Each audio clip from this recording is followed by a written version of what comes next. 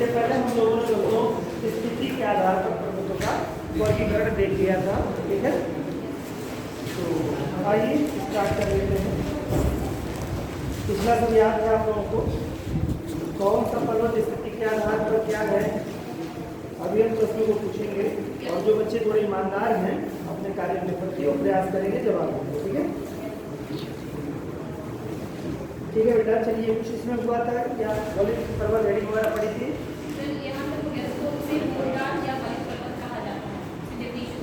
Definition है। आगे continue करिए दोस्तों। वलित पर्वत विश्व के सबसे ऊंचे, वलित पर्वत विश्व के सबसे ऊंचे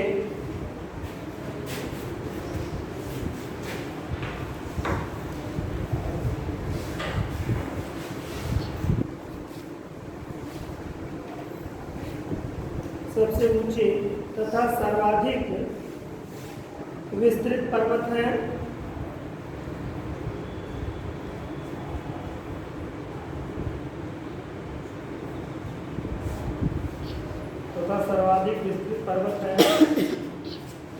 जिनका विस्तार प्राय प्रत्येक महाद्वीप में पाया जाता है, जिनका विस्तार प्राय प्रत्येक महाद्वीप में पाया जाता है।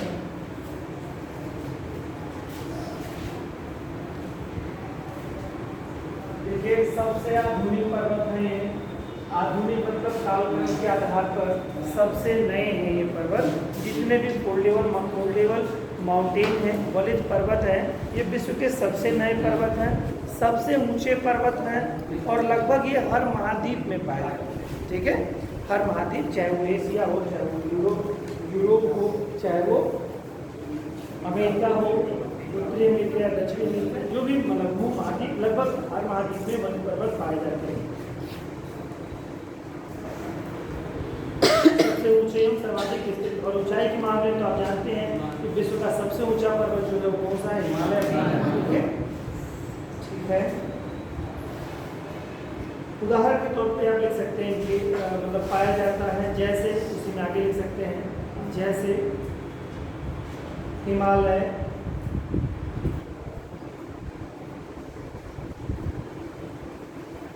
Rocky, Andes, Himalaya, Rocky, Andes, alpine पर्वत समूह, अल्पाइन पर्वत समूह,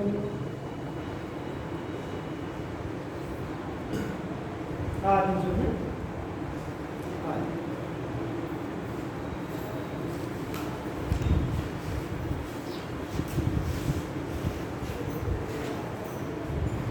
आगे देखिए थोड़ा, क्या हर वलित पर्वत एक समान होता है, या तमाम सारी चीजें वलित पर्वतों की जैसी होंगी? अभी कैसे ऊंचाई की बात नहीं छोड़ रही, उसकी निर्माण प्रक्रिया और उसकी संरचना तमाम सारे ऐसे चीजें हैं जिनको लेकर के तो सभी वलित पर्वत एक समान नहीं होते हैं। बहुत सारी भिन्नताएं हैं, बहुत सारी चीजें, उनके बारे में भी थोड़ा सा हम लोग करेंगे। सभी वलित पर्वत यद्यपि एक समान नहीं होते हैं, सभी वलित पर्वत यद्यपि समान नहीं होते हैं, परंतु उनमें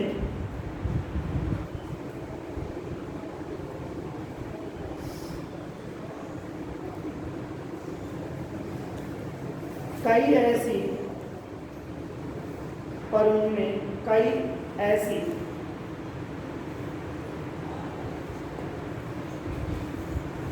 उभय, जिसे कॉमन कहेंगे इंग्लिश में, उभय विशेषताएं पाई जाती हैं या विशेषताएं होती हैं।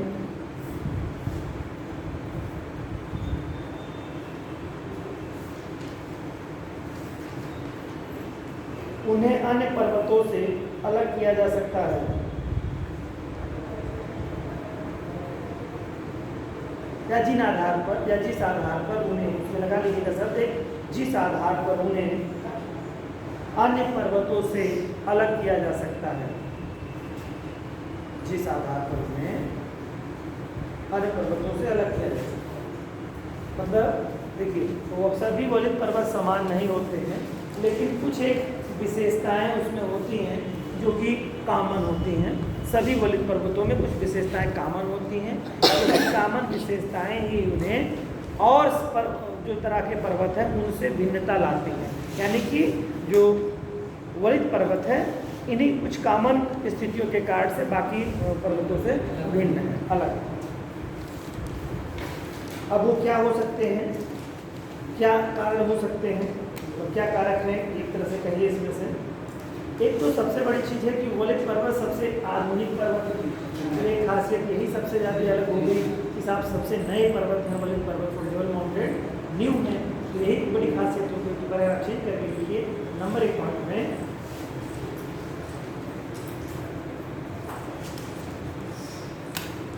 ये भूतकाल यानी कि जो रिसेंटली पास्ट है, अभी जल्दी बीता है, अभी भूतकाल के, देखिए भूतकाल का ये सेंस सभी समझ रहे होंगे, लेकिन जो नहीं समझ रहे हैं जान लें कि भाई जब से पृथ्वी बनी और जीव के रहने लायक हुई, उसके बाद से लेकर के आधुनिक काल तक सभी भूतकाल के अंतर्गत आएगा। आज से पीछे जाएंगे तो आपकी एक दिन पहले की घटना भी पास्ट में आएगी और आपकी 1000 वर्ष पहले की घटना भी पास्ट में आएगी। तो पास्ट का जो आधुनिकतम पास्ट है वही पहचान है इसकी वलित पर्वतों की, कि बाकी पर्वतों से ये न्यू होगा। जैसे भी आप अपने भारत के बारे में देखेंगे तो अरावली पर्वत श्रेणी है, यह भी फोल्डेबल माउंटेन का ही उदाहरण है, लेकिन चूंकि ये चर्नियन हलचल में ही इसका निर्माण हुआ, पहले जो पर्वत निर्माणकारी घटना हुई उसमें ही इसका निर्माण हुआ और अब इसके केवल मात्र अवशेष ही बचे हैं। तो इस नाते ये भ्रंशोथ पर्वत का उदाहरण बचा है, अवशिष्ट पर्वत अवशिष्ट पर्वत का उदाहरण बचा हुआ है। ठीक है, अवशिष्ट है।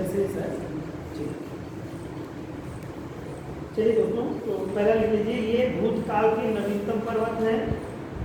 एग्जाम में क्वेश्चन आया है ये कि कैसे हैं, तो इसकी पहचान ये कि नवीनतम पर्वत है, भूतकाल के नवीनतम पर्वत हैं। इनका निर्माण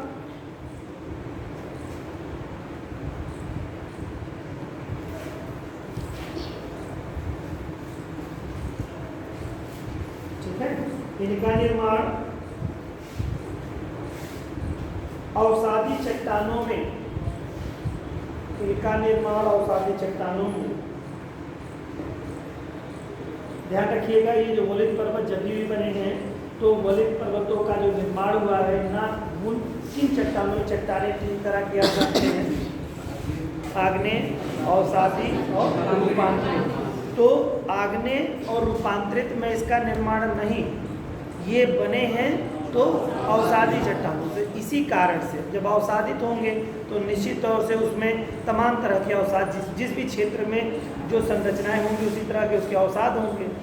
ठीक है, तो अवसाद मतलब मलबा, तो मलबा कई तरह का जो आसपास उस समय के परिपेक्ष में जब पर्वत निर्माण हुआ होगा उस समय अवसाद किन चीज़ों का अवसाद था, किन चीज़ों के अवसाद हुए, यानी कि कौन से जीवाश्म रहे, वनस्पतियाँ हैं, पेड़ पौधे हैं या जीव हैं या क्या है, तो जिनका भी अवसाद रहेगा, ठीक है, उन्हीं से बनेंगे। तो सवाल यह है कि अवसाद का नाम ही है अवसादी पर्वत जो है, तो अवसाद से बने हुए पर्वतों को ही अवसादी पर्वत कहते हैं। तो इसमें क्या होगा, जो फोल्डेबल माउंटेन होंगे इनके शिखरों पर जो निर्माण होगा वहाँ पर बहुत सारे जीवों के अवशेष वगैरह भी या तमाम सारी ऐसी चीज़ें पाएंगी जिनके अवसाद बने हैं। अवसाद अगर जीवों का है तो जीवाश्म भी उसमें मिलेंगे उन पर्वतों पर। जैसे हिमालय पर आप देखते हैं तो क्या कहा जाता है कि जीवाश्म वहाँ पे पाए जाते हैं, तो इतनी ऊंचाई पर जीवाश्म कैसे संभव हो सकता है। तो निश्चित तौर से जो अवसादी चट्टानों जो दबे थे, पर्वत जब उठा तो वो ऊपर उठे, संरचना बनी, तो वहाँ पर अवसाद भी दिखाई देते। समझ रहे हैं बात। तो जब भी वलित पर्वत बनेगा तो किन से, अवसादी चट्टानों से ही बनेगा। क्लियर है। अवसादी चट्टानों में दबाव में मोड़ पड़ने के कारण हुआ है। इनका निक्षेप सागरीय या जलीय भागों में, इनका निक्षेप सागरीय या जलीय भागों में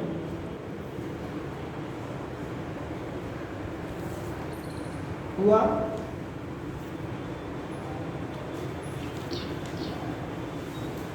सागरीय या जलीय भागों में हुआ था। कैथिक भूसन्नति आपने पढ़ा जब आप पैंजिया पढ़े थे, Angara land, Gondwana land, Pangaea, Panthalassa. तो आपने देखा था, उसको बताया था हमने तैतीस भूसन्नति, ठीक है। तो 33 भूसन्नति के का ही हिस्सा भारत का ऊपरी हिस्सा है, उत्तर का हिस्सा जो भारत का था, यानी यहाँ पे वर्तमान में हिमालय है, तो वो हिस्सा था। तो यहाँ पर जो बता रहे हैं वही ये बता रहे हैं यहाँ पे कि अक्सर जो है ये जो निम्न भूमि रहेंगी, निम्न भूमियों से ही निकल करके बनते हैं। तो कहने का मतलब है जीवों के अवशेष इनमें पाए जाते हैं, है ना। जीवों के अवशेष, सागरीय जीवों के अवशेष अगर पाएंगे तो इसका मतलब है कि वह सागरीय भाग जो 33 भूसन्नति थी वो क्या थी, पिछली भूमि थी। जो पैथालासा पेंजिया था आपका, तो पेंजिया तो पूरा स्थल था, लेकिन बीच में दबा हुआ हिस्सा, तो दबा हुआ हिस्सा कहीं स्थल भाग में होगा तो निश्चित तौर से पानी बरसेगा। तो जैसे आपकी ग्राउंड की स्थिति है यही आपकी हो जाएगी। जैसे झीलों का निर्माण कैसे हो जाता है, जब कोस्टल एरिया में भूगर्भिक कुछ ऐसी हलचलें होती हैं, कुछ ऐसी घटनाएं हैं कि जिनसे अपनति और अवनतियों का निर्माण हो जाए। आंतरिक बलों के प्रभाव के कारण से कुछ अपनतियाँ यानी ऊपर वाले हिस्से, कुछ अवनतियाँ यानी दबे वाले हिस्सों का निर्माण जब हो जाता है, और कभी सुनामी या इस तरह की कोई एक्टिविटीज़ हुई और पानी स्थल में काफ़ी दूर तक आ गया, तो क्या होगा, बहुत निम्न भूमि होगी, तो वहाँ पर पानी बहुत ज़्यादा मात्रा में भर जाएगा, तो वो क्या हो जाएगा, झील का स्वरूप ले लेगा, क्योंकि पानी थोड़ा होगा तब सूखता है। अगर यही गड्ढा आप इमेजिन कर लीजिए, यही गड्ढा बहुत बड़ा होगा, मतलब इसकी गहराई बहुत ज़्यादा होती और पानी इससे कम से कम 100 गुना, 10 गुना या 20 गुना ज़्यादा बरस गया होता, तो सदैव सदैव उस गड्ढे में पानी कंटिन्यूसली बना रहता था। तो यही स्थिति हो जाती है झीलों के निर्माण में जो कोस्टल एरिया के आसपास होती है। तो 33 भूसन्नति थी, बीच का हिस्सा था, तो इसमें क्या जो समुद्री जीव हैं यानी जल में रहने वाले जीवों के अवशेष उसमें मिले, और फिर जब वो टूटा उठा, इसी कारण से जीवों के अवशेष हिमालय में आपको पाए जाते हैं। और कौन से जीवों के, समुद्री जीवों के अवशेष पाए जाते हैं, समझ रहे हैं। तो यही बात है भाई। चलिए, यही कारण है कि इन चट्टानों में सागरीय जीवों के अवशेष पाए जाते हैं। यही कारण है कि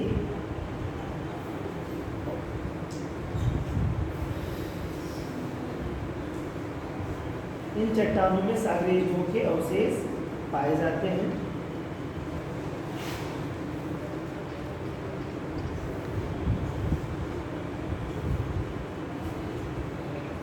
वलित पर्वतों का निर्माण न केवल उथले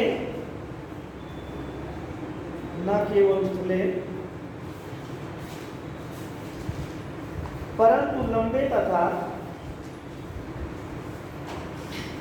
सकरे सागर में हुआ है।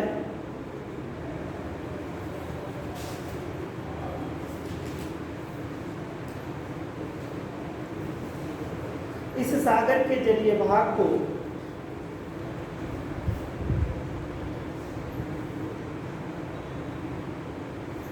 इस प्रकार क्या लिखा है, परंतु लंबे तथा सकरे सागर में हुआ है। इस प्रकार के जलीय भाग को भूसन्नति कहा जाता है।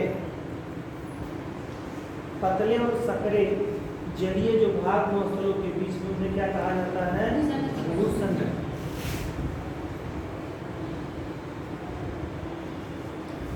वलित पर्वत मुख्य रूप से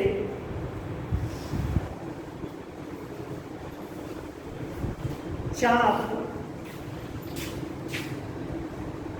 इंग्लिश में कहा जाता है इनको चाप। चाप समझते हैं, मैथ्स कोई बच्चा पढ़ा है यहाँ पे, बताया कौन चाप क्या होता है। आपने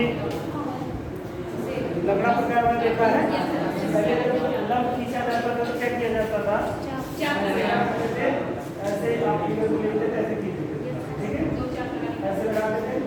अब इस पे एक साइज का चाप ले लेते थे, चाप यहाँ, फिर यहाँ से चाप यहाँ लगा देते थे, और फिर ये चाप लगा के ऐसे, फिर चाप लगा के ऐसे कर देते थे। क्या अब रेखा इसके खींचने का क्या मतलब होता है, वो रेखा एकदम सीधी होती है। तो चाप मतलब जो होता था वो यही से होता था ना, यानी अर्धचंद्राकार, कुछ हद तक अर्धचंद्राकार। चाप मतलब होगा वो क्रॉस संरचना होगी, वृत्त का एक छोटा सा हिस्सा समझ लीजिए, आप काट के निकाल दीजिए तो क्या हो जाएगा, चाप। ठीक है, इसका हिस्सा निकाल दीजिए, ये हो गया क्या, चाप। चलिए, तो ये चापाकार रूप में होने से हिमालय हमारा, देखिए हिमालय कैसा है, कुछ संरचना आप ऐसे देखेंगे तो आपका चाप उधर से हो सकता है बने, ऐसे बनेगा चाप, क्या बनेगा देखो क्या बनेगा? और आप ये बताओ इधर से नहीं बना है, चाप बना है ना, इधर से नहीं बने हैं, फ्रंट साइड से या बैक साइड से, तो चापाकार संरचना होती सभी बल्कि की खासियत क्वालिटी के तौर पे आप जान सकते हैं। ऐसा क्यों हो पाता है? क्योंकि भूसंगतियों से बनता है। तो भूसंगतियाँ पतले सकरे भाग होते हैं और पतले सकरे भाग को जब भी सीधा हो, मान लो सीधा ही है, तो दबाव पड़ने पर वो टर्न हो जाता है ना। जो नरम हिस्सा पड़ेगा वो ज़्यादा दब जाएगा और बाकी शेष हिस्से से तो चापाकार समझना है। आइए, मौलिक पर्वत मुख्य रूप से चाप के आकार में पाए जाते हैं।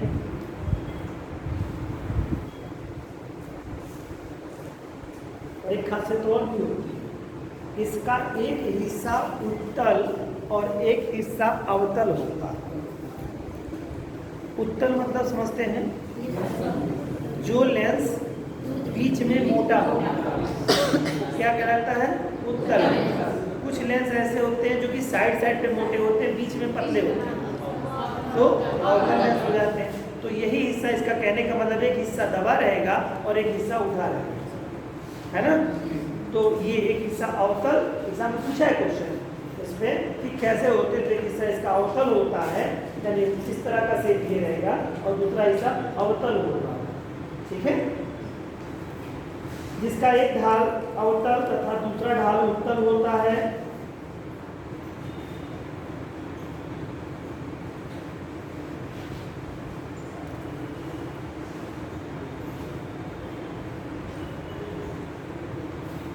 तो अवतल जो होगा बेटा वो क्या होगा, ऐसे देखो शेप में, अगर होगा हिमालय जैसे कहिए, मैंने क्या कहा कि इस जो फोल्डेबल माउंटेन होगा, इसका एक हिस्सा क्या होगा अवतल और दूसरा हिस्सा उत्तल। हिमालय से समझिए इसकी तरह कि जो अवतल होगा इसका मतलब बीच में दबा होगा और किनारे में से निकला होगा, नहीं कुछ इस शेप में आप देखेंगे, जैसे कोई संरचना ले लीजिए आप, ये शेप यानी दबा होगा, एक हिस्सा से दबा, ऐसे टर्न है ना, जैसे आप फिगर में देखिए ये ऐसे कुछ ऐसे संरचना लगे हिस्सा दबा। अब ये दबा मतलब ये सेम नहीं दबा, इसके बीच वाला हिस्सा दबा और वो वाला हिस्सा टूटा, और ये वाला हिस्सा जब देख रहे हैं तो इधर से क्या हो जाएगा, ये इसको लेंस में देखें तो कौन सा लेंस आपको देखने लग रहा है? उत्तल लेंस लग रहा है, और इधर से अगर देखेंगे तो कौन सा लेंस लगेगा? अवतल। तो हिमालय की स्थिति यही, इसका जो उत्तरी, जैसे हिमालय को रहेंगे तो ये हिस्सा पड़ता है उत्तर और ये हिस्सा पड़ता है क्या दक्षिण, तो हिमालय ये है ना, ये हिस्सा क्या पड़ेगा दक्षिण और ये क्या हिस्सा होगा हिमालय उत्तरी। तो उत्तर का हिस्सा कैसा है? ठीक है, किसी नाते चीन चढ़ नहीं पाता, और इधर का उत्तर, और उत्तर वाले पे चढ़ना आसान रहता है, क्योंकि ये हिमालय क्या है 3 स्टेट में बना है, एक बृहद हिमालय, लघु हिमालय, शिवालिक हिमालय।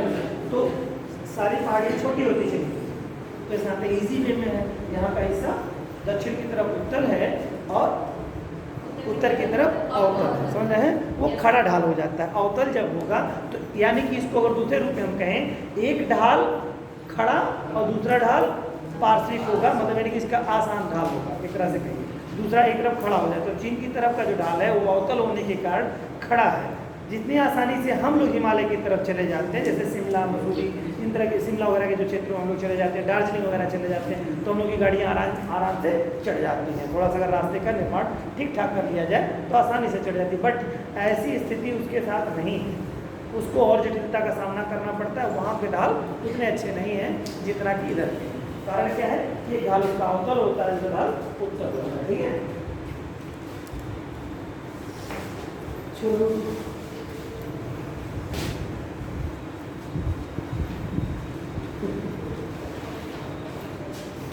क्या क्या लिखा है इसमें दोस्तों?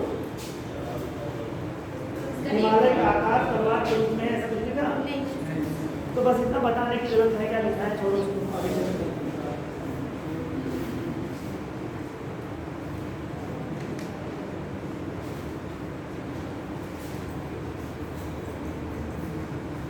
अत्यधिक अपरदन के कारण ये भी एग्जाम में पूछा है कि कौन सा हिस्सा कैसा है, तो इसका उत्तरी हिस्सा अवतल और दक्षिणी हिस्सा उत्तर हो जाएगा बच्चों। अत्यधिक अपरदन के कारण इन पर्वतीय क्षेत्र में, अत्यधिक अपरदन के कारण इन पर्वतीय क्षेत्रों में उच्चावच में, पर्वतीय क्षेत्रों में उच्चावच में विलोम या व्युत्क्रम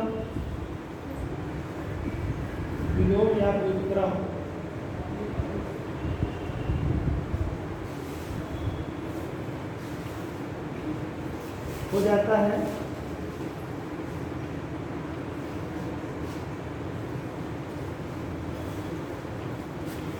विलोम या व्यतिक्रम या व्युत्क्रम हो जाता है। तो ये थोड़े से थे। अब कुछ उदाहरणों के भी नाम लिखना चाहें पर्वतों में तो उदाहरण लिख लीजिए ढेर सारा, फटाफट लिख लीजिए और हमको आप लोग बता दीजिएगा याद करके, ठीक है। तो इन पर्वतों के, अब आपको पर्वत दिखा दे रहे हैं हम लोग, बलित पर्वत।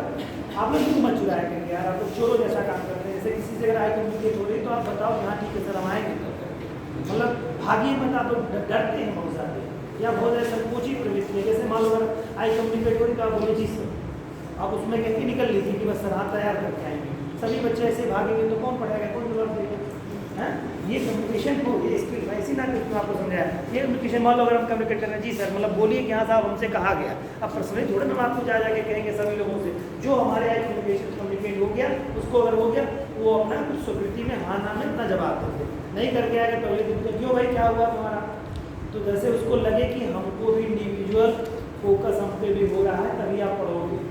जब तक खुद किसी डंडे लेके नहीं मारा जाएगा तब तक कोई किसी को कहे कहा जाए बेवकूफ को कहेंगे, किसी नहीं समझ में आया किसको कहे। जब तक इंडिकेट ना कर दो इनको कहे, है ना। आधे लोग तो कहते हैं हमको नहीं कहे और आधे लोग समझ जाते हैं हमको कहे, कंफ्यूजन स्थिति क्रिएट हो जाती है ना, है कि नहीं भाई, गलत कह रहे हैं। तो ये जैसे बिल्कुल अपने आप को हिस्सा मान के चलिए, ये हिस्सा है, एक फैमिली है, घंटे की फैमिली है। इस फैमिली में सभी को कम्युनिकेट जैसे कहा जाए तो आप याद करके आएंगे। तो जितना फुटबॉल माउंटेन बता रहा हूँ याद कर लीजिएगा सभी। इसके बाद ब्लॉक पर्वत पढ़ाऊंगा वो भी याद कर लीजिएगा। यही याद करना ही आपको बढ़त सिद्ध करेगा, है ना। तो हमारा ऐसे जैसे मौन व्रत है, तो जब कोई बातचीत करेगा तो वहाँ भी मौन व्रत रहेंगे और कहेंगे मेरा उपवास चल रहा है बिना बोलने वाला, है ना। कुछ एक बच्चे होते हैं बिल्कुल नहीं बोलते हैं, हमारे अकेडमी में भी काफ़ी बच्चे हो जाते हैं। आ करके अपनी बात करके एक भी बच्ची आई है क्लास की और उसमें टॉपिक चल रहा था बड़ा कठिन, तो क्लास पढ़ी, उसके बाद आई रोने लगी। मतलब पहले तो अपनी बात की थोड़ी देर, उसके बाद रोने लगी। तो मैंने कहा था बेटा चुप हो जाओ, परेशान ना हो, आ जाएगा। तो फिर वो रोए पड़ी है। तो मैंने कहा हद हो गई यार, मतलब तो इसको कैसे समझाएं। तो मैंने कहा मैं शांत हो जाओ, कोई दिक्कत नहीं, ठीक है तुम जाओ घर और नेक्स्ट डे आना। फिर उसके बाद में अब वो जा भी नहीं रही है, वो बैठी हुई है। तो हमने कहा अब इसको कैसे यहाँ से कहे भाई, इससे ज़्यादा क्या चीज़ कहें। और बच्ची को समझना, मतलब मुद्दा सिर्फ इतना था कि बच्ची को समझ में थोड़ा कम आया, क्योंकि बीच पर टॉपिक चल रहा था, उसको लगा बड़ा जटिल हो गया है। काफ़ी दिनों तक उसने पढ़ाई को भी 2 साल ब्रेक कर दिया था आपने, तो ये कारण था उसमें। तो मैं बड़ा आश्चर्यचकित हुआ। मैंने कहा ऐसी परिस्थितियों में कैसे क्या किया जा सकता है जब बच्चे कुछ बात ना समझें। तो फिर थोड़ी देर में अपने आप की 2, 4, 5, 7 मिनट 8 मिनट लगा। तो फिर मैं दूसरा अपना वर्क करने लगा वहाँ पे। मैंने उसको बहुत इंटरप्ट नहीं किया। फिर काम लेगा तो परेशान ना हो, वो आ जाएगा, धीरे धीरे करोगे, क्लास का नया टॉपिक आएगा तो समझ में आ जाएगा। फिर जब वो अपने माहौल से बच्चे जब मेंटेन हुआ तो उसने कहा जी सर। तो मुझे लग रहा था बोलती तो शायद रो देगी, इस कारण से वो बोल नहीं रही थी और कोई रिस्पॉन्स भी नहीं दे रही थी। अपनी दुनिया में मग्न थी कि हमको नहीं आया, हमको जैसे छोटे बच्चे होते नहीं है कि हमको नहीं आया, हमको नहीं आया, हमको नहीं आया, इस टाइप वाली सारी फीलिंग लगी हमको। फिर इसके बाद हो गई, फिर नॉर्मल हो गई, धीरे धीरे उसको समझ में आएगा। तो कुछ बच्चे तमाम तरह के व्यक्तित्व के बच्चे होते हैं, लेकिन एक चीज़ कॉमन है, मुझे व्यक्तित्व से कोई लेना देना किसी शिक्षक को नहीं है, आपको उससे लेना देना यहाँ साहब हुआ ठीक, ओके। ये बिल्कुल नहीं है सर, वो आंखें चुराने वाला काम बिल्कुल नहीं। आंखें बिल्कुल टीचर्स से तो बिल्कुल कम नहीं कर, जैसे अगर किसी की तरफ गए इतने लोग बैठे हैं 60-70 की संख्या होगी, तो उसमें जब बैठे हैं तो यस क्या पता दिमाग में मेरे आया, पूछ ही लो आप ही से कहा था क्यों, तो बता दिया। तो आप इस बहाने की डर के नाते पढ़ लें। और जब नहीं कोई कम्युनिकेट रहेगा हमसे क्या मतलब, जिसे पढ़ाए उसे पूछिए, हम तुम्हें पढ़ाए ना हम बताए, ये कम्युनिकेशन होना चाहिए सभी के लिए, ये किसी पर्टिकुलर किसी एक बच्चे पे नहीं है। चलिए दोस्तों आइए तो लिख लेते हैं, एक तरफ पर्वतों के नाम लिख लेते हैं और एक तरफ लिखते हैं पर्वत के नाम। तो वलित आप लिख रहे हैं तो वलित पर्वत लिख लेंगे, एक तरफ नाम और दूसरी तरफ उसकी चोटी, और तीसरा लिख लेंगे किस महाद्वीप में है। ठीक, क्या है, एक वलित पर्वत हो जाएगा, ध्यान से सुन लो, पर्वत का नाम हो जाएगा, ठीक है, उसकी चोटी कौन सी है और वो कहाँ किस महाद्वीप में स्थित है ना। ठीक है, महाद्वीप या कंट्री सर वो आर्क है, वो आर्च है। हाँ ये नहीं आर्च है, चाप है आज, ठीक है कर लीजिए।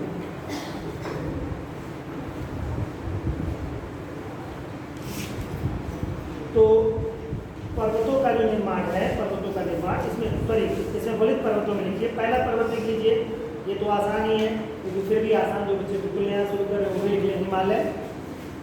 हिमालय पर्वत, इसकी चोटी तो जानते हैं, माउंट एवरेस्ट।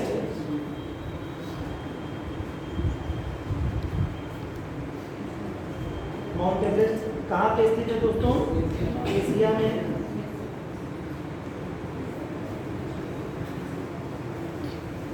कहाँ पर स्थित है, एशिया में। नेक्स्ट लिखिए दोस्तों, आल्प्स पर्वत, आल्प्स पर्वत, आल्प्स, आल्प्स।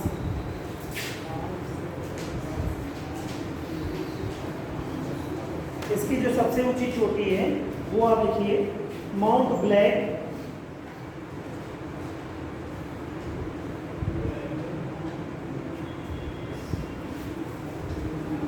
Mount black. कहेंगे ब्लैंक मिलेगा तो ब्लैक या ब्लैंक पढ़ेंगे तो ब्लैक है। ये है आपका मध्य यूरोप, लोकेशन इसकी है यूरोप, चाहे लिखेंगे चाहे मध्य वाला हिस्सा लिखेंगे, मध्य यूरोप के हिस्से में है तो मध्य यूरोप। नेक्स्ट है आपका रॉकीज, रॉकी कहेंगे, रॉकीज कहेंगे, रॉकी मिलेगा तो रॉकी है।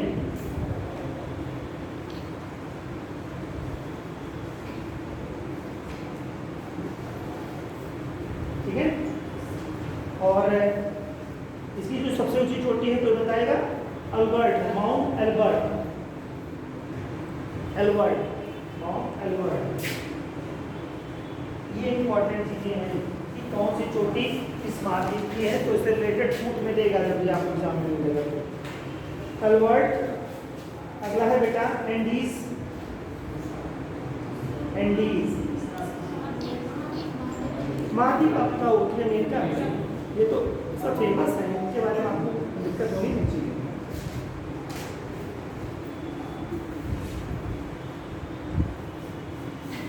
ठीक है, अभी अगला लिखिए राकीज, अरे सॉरी अब एंडीज लिखिए, राकीज हो गया। एंडीज, इसकी ऊंची चोटी कौन सी है, एकांकागुआ, सर्वोच्च चोटी एकांकागुआ और दक्षिण अमेरिका। ठीक है,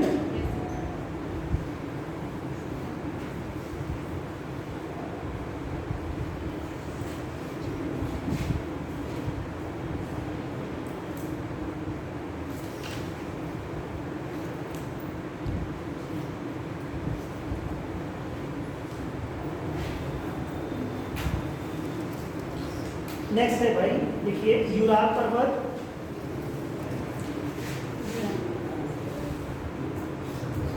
ये है यूरोप और एशिया के में पड़ता है। यूराल पर्वत जहाँ कहाँ के देश में है, रूस का है, वो सीमा निर्धारण करता है एक तरह से कहिए। उसी के बाद से जैसे जो रूस है आपका, ध्यान से सुनो बेटा, जो रूस है यही यूराल पर्वत, यूराल पर्वत ऐसे है जैसे रूस का एक संरचना ऐसे है, मान लो रूस ये है ना, तो रूस के बीच में ये वाला हिस्सा जो पड़ता है यूराल, ठीक है, इधर का हिस्सा जो है एशिया में आता है उसका, एशिया माना जाता है, इसके इधर का माना जाता है यूरोप। तो ये आपका रूस जो है यूरोप और एशिया में है, इसी नाते एशियाई कंट्रीज को कहा जाता है। ठीक है, तो यही यूराल पर्वत है, तो इसी नाते यूरोप और एशिया ऐसे चल रहा है। अगर आप इसको यूरोप में कहेंगे तो भी चलेगा, एशिया में कहेंगे तो भी चलेगा। अगर इंडिविजुअल आ गया ऑप्शन में यूरोप दिया है या एशिया दिया है तब आप करेक्ट कर देंगे। ठीक है, क्योंकि ये कंट्री क्या है, इधर इसकी राजधानी रूस की कहाँ पड़ती है, किस महाद्वीप में पड़ती है, यूरोप में पड़ती है, ठीक है। बाकी इधर तो इसका वो ठंडा वाला क्षेत्र पड़ता है, बकवास वगैरह जो पड़ता है बिल्कुल यहाँ पर ठंडा वाला क्षेत्र पड़ता है, ठीक है। तो रूस की स्थिति ये है, तो यूराल पर्वत उसी में है, तो उसमें ऑब्लिक कर देंगे रूस और एशिया। अब देखिए कुछ चोटियों के नाम हम नहीं बता रहे हैं, आप लोग क्या करेंगे, इसको सर्च करेंगे, ढूंढेंगे, नहीं आएगा आप हमसे पूछेंगे, हम बता देंगे, जिससे कि थोड़ा प्रयास आपके साइड से हो, वरना याद नहीं करेंगे इससे। अब यहाँ से मैं लिखाऊंगा किसी चोटी का नाम, उस जो है पर्वत की आप ऊँची चोटियाँ हम लगा के हमको बताएंगे, ठीक है। बहुत सिंपल सा है, आप उसको कर लीजिए इजीली।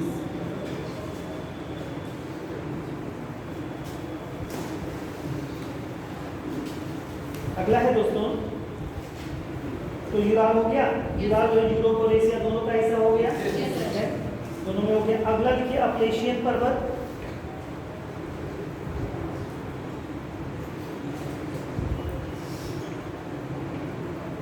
अपलेशियन बहुत इंपॉर्टेंट पर्वत है, अपलेशियन। कोई बताया किस देश में है, उत्तरी में, उत्तरी अमेरिका के कहाँ पे है, ये सर मतलब कि सागर के सीधा पूर्व में पड़ेगा ये। और ये देखो अपलेशियन पर्वत है अमेरिका के पूर्वी हिस्से में है, और राकी पर्वत है इसके पश्चिमी हिस्से में, ठीक है। और इसकी सबसे ऊंची चोटी, ये बहुत इंपॉर्टेंट है, यहाँ पे बता दे रहा हूँ, तो बताएं, माउंट मिचेल का नाम सुने हैं, वही माउंट मिचेल इसकी सबसे ऊंची चोटी है, माउंट मिचेल।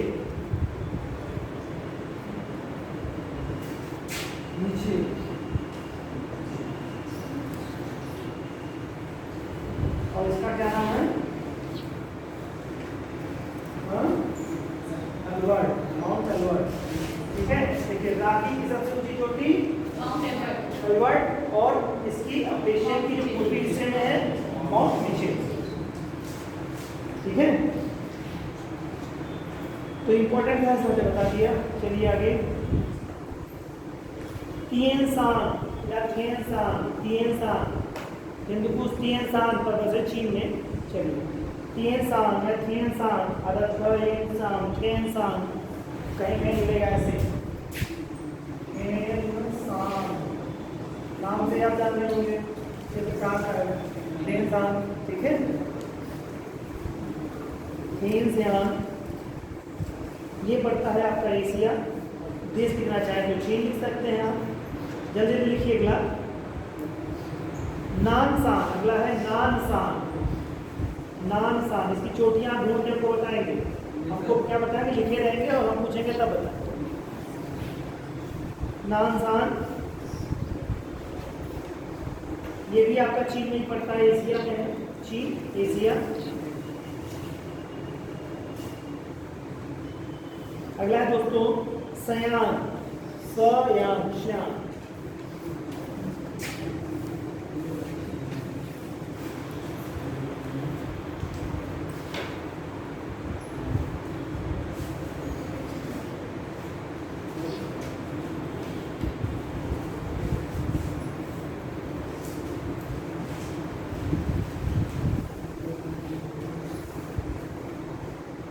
नेक्स्ट है आपका, ये भी जानते हैं रूस में पड़ता है, ठीक है, ये रूस में पड़ेगा।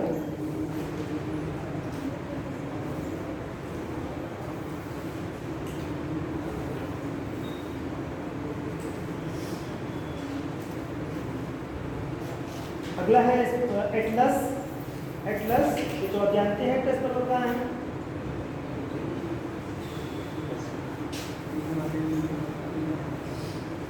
एटलस पर्वत में जानते हैं, सहारा मरुस्थल देखे हैं, तो उसी में पड़ता है किनारे वाले हिस्से में। एटलस पर्वत उत्तर पश्चिम अफ्रीका होगा, ऊंची चोटी बताएंगे आप इसकी हमको।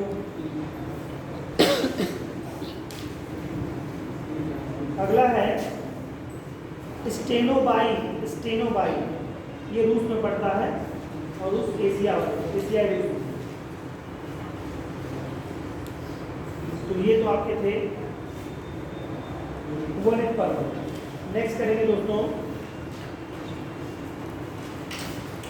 ब्लॉक पर्वत, फटाफट लिखिए।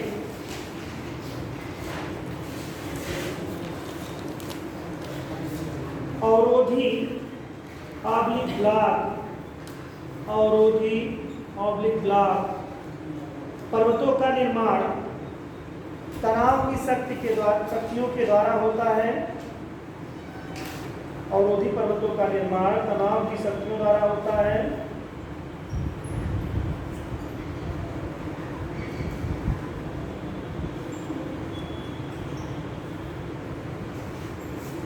खिंचाव के कारण धरातलीय भागों में दरारें, खिंचाव के कारण धरातलीय भागों में दरारें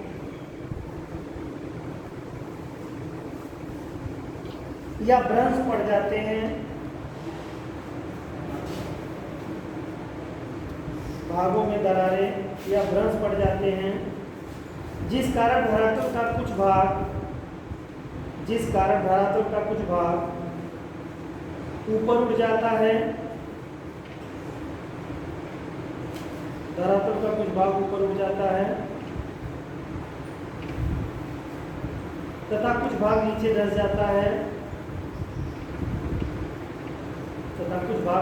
जाता है, इस प्रकार दरारों के समीप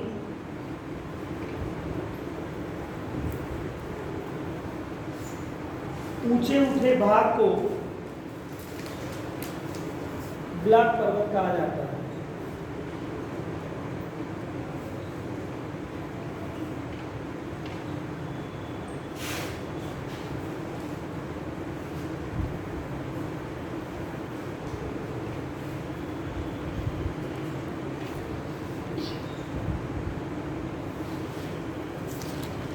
चूंकि अवरोधी पर्वतों का निर्माण यानी ब्लॉक पर्वतों का निर्माण, चूंकि अवरोधी पर्वतों का निर्माण दरार या भ्रंश के कारण होता है,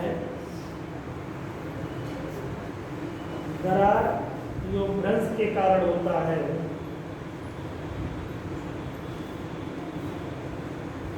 अतः इन्हें भ्रंशोज पर्वत भी कहा जाता है, या इसी कारण इन्हें भ्रंशोज पर्वत भी कहा जाता है।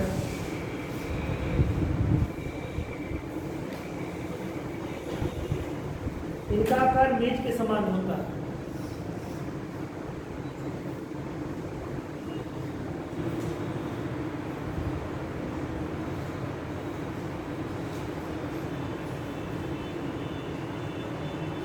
आपने देखा ना, सीधे सीधे परिभाषा मैंने इस नाते लिखवा दी क्योंकि आपको मैंने बताया था हॉर्स पर्वत, ब्लॉक पर्वत ये सब बताया था। तो ब्लॉक पर्वत की क्या खासियत है, इसको छोड़िए परिभाषा को, ये तो आपकी रिटन वर्क में आपको जब जरूरत पड़ेगी तो आप इसको रिटन फॉर्मेट में आप लिखने के लिए आपको लिखा दिया। सीधे क्लाइन में अगर हम कहें तो ब्लॉक पर्वत मतलब क्या हो गया, आसपास की जगह बैठ जाएं, वो वाली जगह वैसी पड़ी रहे ना, वो वैसे रहे, बाकी वाली बैठ जाए। अब यहाँ पे दरार क्या कह रहा है, दरार पड़ने से तो दरार होगा यानी कि गड्ढा टाइप का होगा, तो दरार पड़ी और कोई हिस्सा बीच में से छूट गया, बाकी दरार पड़ गई तो नीचे स्वाभाविक ही बात साइड की जगह जब जाएंगी तो ये ऊंचा दिखाई देगा आपको। और इसकी सबसे बड़ी खासियत है क्या, इसका शीर्ष कैसा होता है, फ्लैट होता है। ठीक है, शीर्ष इसका फ्लैट होगा।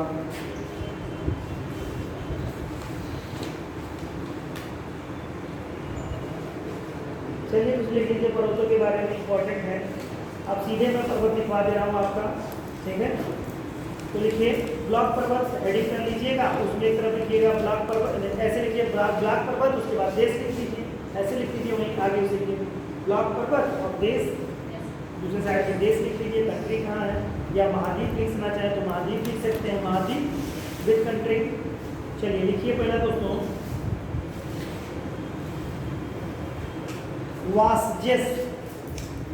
वासजेस पर्वत लिखिए।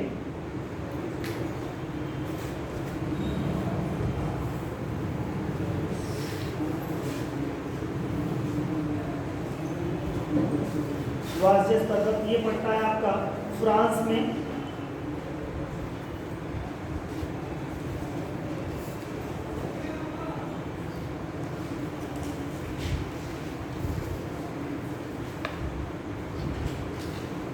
देखिए वासजेस पर्वत जो है ना, आपने यूरोप की राइन नदी देखी है, यूरोप की राइन नदी, यूरोप की राइन नदी फ्रांस और कितना क्या फ्रांस की जो राइन नदी है इसके इस साइड में, इसके इस साइड में दोनों पर्वत, और राइन नदी ब्रंस घाटी में, ठीक है। राइन नदी कहाँ बनती है? ब्रंस, जो जरूरी है उसको पहले समझिए तो बात है। ये ब्रंस घाटी में बैठती है, तो ब्रंस पे अगर बैठती है तो इसमें दो पर्वत दोनों के साइड साइड में, ये पश्चिमी हिस्से पर और एक पूर्वी हिस्से, ठीक है। तो पश्चिमी हिस्से पे कौन सा पर्वत जो लिखा है? वाल्जेस, और इसके पूर्वी हिस्से पे कौन? ब्लैक फॉरेस्ट, ठीक है। तो ये इंपॉर्टेंट यहाँ का है आपका, ये ब्रंस घाटी में बैठती है। अब इसके लिए राइन नदी तो अपने आप में कई सारे तथ्य लेकर के बैठती है, जैसे ये क्या होता है, जो रूर क्षेत्र भी कहा, राइन घाटी का क्षेत्र रूर क्षेत्र के नाम से जाना है, कोयला उत्पादन के दृष्टिकोण से बहुत अच्छा है। जब जहाँ कोयला मिलता है तो उधर लोहे के उत्पादन के लिए बहुत सारा, जितना भी व्यापारिक मार्ग होता है यूरोप का, लगभग करीब 70% इसी मार्ग से होता है, तो बहुत सारे क्वालिटी दी हुई है राइन। तो बहरहाल आपको जानना क्या है, पर्वत पढ़ रहे हैं आप, तो राइन नदी के पश्चिमी तट पर आपका वाल्जेस पर्वत है और पूर्वी तट पर ब्लैक, ठीक है, ब्लैक फॉरेस्ट पर्वत है, ठीक है। तो यही चीज लिख रहे थे आप, वाल्जेस पर्वत, ठीक। तो वाल्जेस पर्वत फ्रांस हो गया दोस्तों, और दूसरा लिखिए ब्लैक फॉरेस्ट पर्वत, ये आपका जर्मनी में पड़ता है, ये भी यूरोप के सारे कंट्री हैं, तो चाहे तो यूरोप भी लिख सकते हैं आगे। ये बात समझ गए ना? राइन नदी के पश्चिमी तट पर कौन सा पर्वत? वाल्जेस, और राइन नदी के पूर्वी तट पर ब्लैक फॉरेस्ट, ये पड़ता है दोस्तों फ्रांस में, और ये कहाँ पड़ता है? जर्मनी। और देखिए क्योंकि वहाँ कई सारे कंट्री हैं, तो आप उन पर्वतों को जब देखेंगे, जैसे वाल्जेस है, तब यहाँ पे आप क्या करेंगे आप लोग, अगर आप अच्छे अपनी स्टडी करना चाहते हैं तो मैप उठाइएगा, मैप में उठाइएगा जो फिजिकल मैप है, फिजिकल और पॉलिटिकल दोनों यूरोप का, आपने फिजिकल उठाया, वहाँ पर पर्वत देखिएगा कहाँ से कहाँ तक डिस्टेंस है, फिर उसके बाद तुरंत पॉलिटिकल देख लीजिएगा।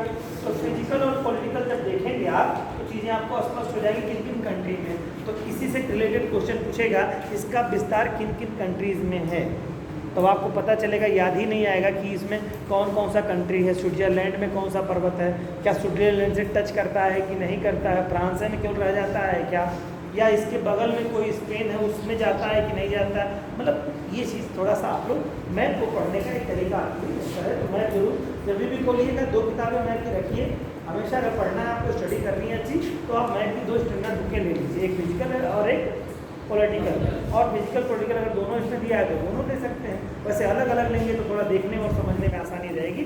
जब आप फिजिकल देखेंगे तो आप समझ ही नहीं पाएंगे किसकी सीमा क्या है, जब पॉलिटिकल देखेंगे तभी आपको समझ में आएगा कौन सी किसकी सीमा है, तो थोड़ा आपकी स्टडी और बेहतरीन हो जाएगी। ओके, चलिए अगला है दोस्तों विंध्याचल पर्वत। विंध्याचल पर्वत कैसा है दोस्तों? ये भी ब्लॉक पर्वत ही है आपका, रंजूक पर्वत भारत में है, बताना है ही नहीं। सतपुड़ा पर्वत श्रेणी, विंध्याचल पर्वत श्रेणी, सतपुड़ा दोनों पास पास में हैं। इन्हीं के बीच से एक नदी बहती है, कौन सी? जी हाँ, नर्मदा।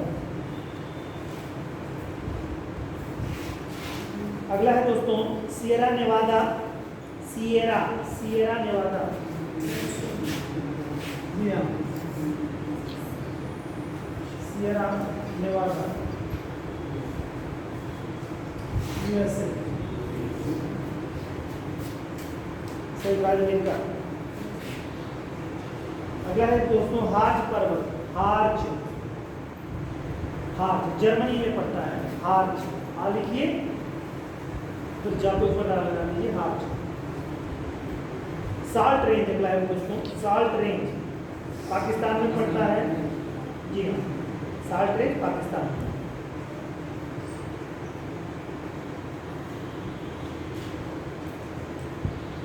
और ये जो सियरा नेवादा आपने देखा है ना, ये कैलिफोर्निया में पड़ता है, कैलिफोर्निया की जो घाटी है वहाँ सियरा नेवादा, जैसे रुवेनजोरी। अगला है दोस्तों रुवेनजोरी।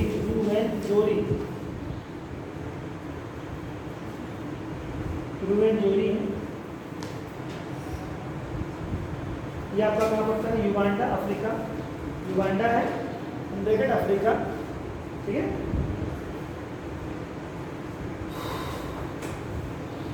अगला लिख लीजिए पट से संग्रहित पर्वत।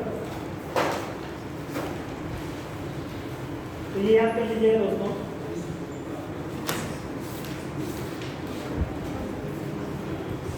देखिए संग्रहित पर्वत क्या होता है। धरातल के ऊपर मिट्टी मलबा, धरातल के ऊपर मिट्टी मलबा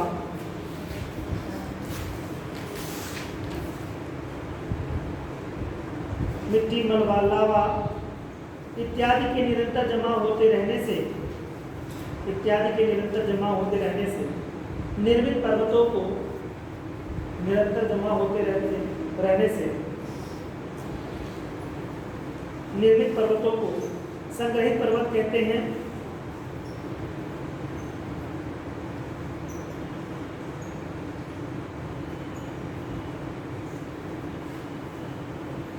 अब ये आपने एक शब्द लिखा कि धरातल पर मिट्टी मलबा लावा के जमा होने का, मिट्टी मलबा लावा, लावा किससे निकलेगा?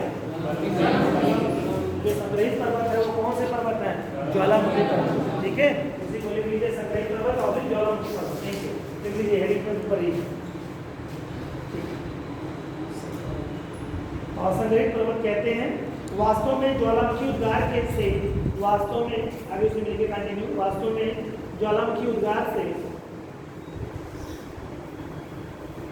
निर्मित लावा विखंडित पदार्थ, निर्मित लावा विखंडित पदार्थ तथा राख चूड़ आदि के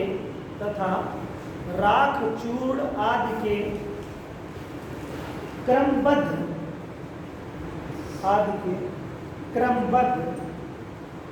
अथवा असंबद्ध संग्रह के फलस्वरूप, असंबद्ध संग्रह के फलस्वरूप संग्रहित पर्वतों का निर्माण होता है। फलस्वरूप संग्रहित पर्वतों का निर्माण होता है।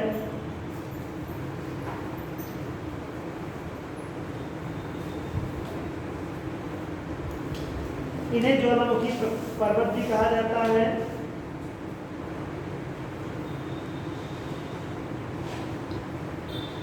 इसके उदाहरण निम्न है, डैश करके नेक्स्ट डे।